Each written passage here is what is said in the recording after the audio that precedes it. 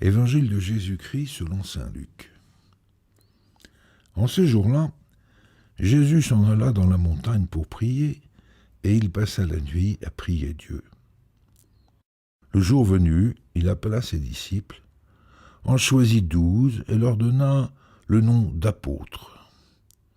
Simon, auquel il donna le nom de Pierre, André son frère, Jacques, Jean, Philippe, Barthélemy, Matthieu, Thomas, Jacques fils d'Alphée, Simon appelé le Zélote, Jude, fils de Jacques, et Judas Iscariote, celui qui fut le traître. Jésus descendit de la montagne avec les 12 apôtres et s'arrêta dans la plaine. Il y avait là un grand nombre de ses disciples et une foule de gens venus de toute la Judée, de Jérusalem et du littoral de Tyr et de Sidon, qui étaient venus l'entendre et se faire guérir de leur maladie. Ceux qui étaient tourmentés par des esprits mauvais en étaient délivrés, et toute la foule cherchait à le toucher, parce qu'une force sortait de lui et les guérissait tous.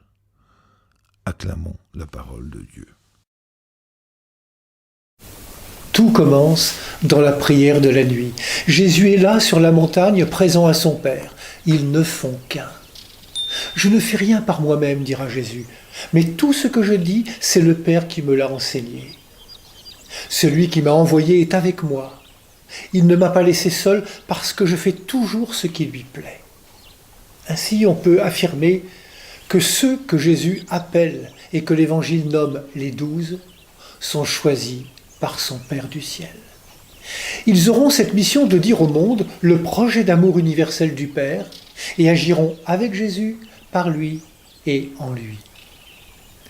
En descendant de la montagne, les 12 descendent avec lui et Luc de préciser sur un terrain plat, la terre ferme, tous à hauteur d'humanité et sans privilège aucun, au coude à coude, ni plus haut ni plus bas que la foule, mais avec elle, à la table des pécheurs, là où se joue le combat et la victoire contre le mal sous toutes ses formes.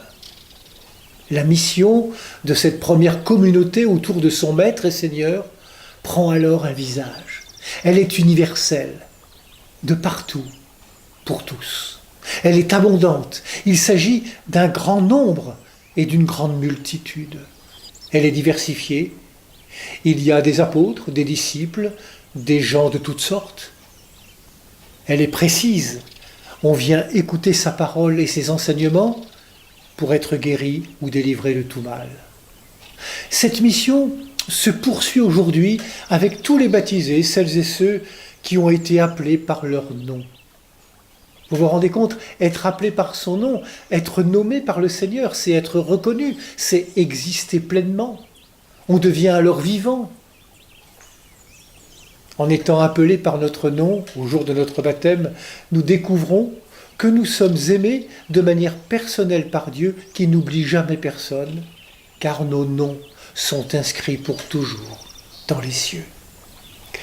Ces personnes qui font les foules et qui viennent à Jésus pour l'entendre, se faire guérir, être libérés, sont à ses yeux des personnes qui peuvent librement un jour lui répondre en devenant son disciple.